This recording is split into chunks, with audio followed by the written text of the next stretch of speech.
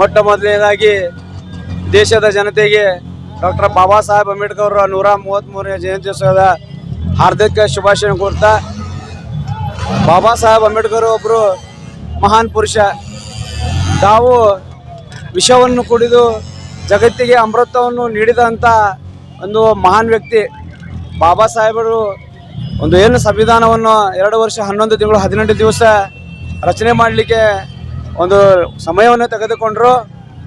ಇವತ್ತು ನಾವು ಅವರ ಹಾಕಿಕೊಟ್ಟ ಒಂದು ತತ್ವಗಳಿಗೆ, ಸಿದ್ಧಾಂತಗಳಿಗೆ ಅಣಿಯಾಗಿ ನಮ್ಮ ಸಮಾಜಕ್ಕೆ ಅವರ ಆಚರಣೆಗಳನ್ನು ಮುಂಬರುವ ದಿನಗಳಲ್ಲಿ ನಮಸ್ಕಾರ ಸರ್. ಇವತ್ತಿನ ದಿವಸ ಕಾರ್ಯಕ್ರಮ ಬಗ್ಗೆ ಇವತ್ತಿನ ದಿವಸ ಬಾಬಾ ಸಾಹೇಬ್ ಅಂಬೇಡ್ಕರ್ ಅವರ 133ನೇ ಜಯಂತ್ಯೋತ್ಸವ ಭಾಳ ಅದ್ಧೂರಿಯಾಗಿ ನಮ್ಮ ಭಾರತ ದೇಶದಾದ್ಯಂತ ಇವತ್ತು ಅದ್ಧೂರಿಯಾಗಿ ಆಚರಿಸಲಾಗುತ್ತಿದೆ.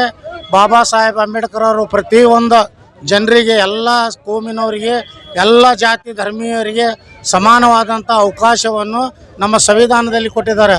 ಅವರು ಕೊಟ್ಟಿರತಕ್ಕಂಥ ಸಂವಿಧಾನ ಇಡೀ ಇವತ್ತು ದೇಶದಾದ್ಯಂತ ಹುಡುಕಿದರೂ ಕೂಡ ಸಿಗಲ್ಲ. ಈ ಸಂವಿಧಾನ ಹೇಗಿದೆಪ್ಪ ಅಂತ ಹೇಳಿದ್ರೆ, ಸರ್ವ ಜಾತಿ ಧರ್ಮೀಯರು ಎಲ್ಲರೂ ಒಂದಾಗಿ ಸರಿಸಮಾನಾಗಿ ಅಣ್ಣ ತಮ್ಮರಂತೆ ಬಾಳುವಂತೆ ಬಾಬಾ ಸಾಹೇಬ್ ಅಂಬೇಡ್ಕರ್ ಅವರ ಸಂವಿಧಾನ ಇವತ್ತು ನಮ್ಮ ದೇಶಕ್ಕೆ ಭದ್ರ ಬುನಾದಿಯಾಗಿದೆ.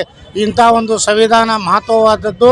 ನಾವು ಎಲ್ಲ ಧರ್ಮೀಯರು ಕೂಡ ಒಂದಾಗಿ ದೇಶದಲ್ಲಿ ಇವತ್ತು ಒಕ್ಕಟ್ಟಿನಿಂದ ಬಾಳ್ವೆ ಮಾಡಬೇಕಂದ್ರೆ ಇವತ್ತು ಅಂಬೇಡ್ಕರ್ ಅವರು ಹಾಕಿಕೊಟ್ಟಂಥ ಸಂವಿಧಾನ ನಮಗೆ ಭಾಳ ಪ್ರಮುಖವಾದದ್ದು. ಈ ಸಂವಿಧಾನದಿಂದ ಎಲ್ಲರಿಗೂ ಕೂಡ ಸಮಾನವಾದ ಹಕ್ಕಂತ ಸಿಕ್ಕಿದೆ.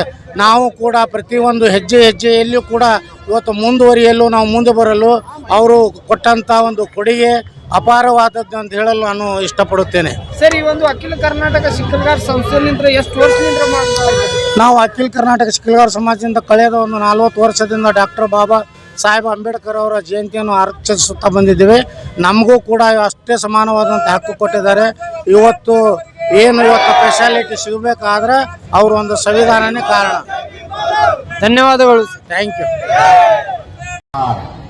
ಆ ಜಾತಿನಲ್ಲಿ ಅಷ್ಟೊಂದೆಲ್ಲ ವಿದ್ಯಾಭ್ಯಾಸ ಮಾಡೋದು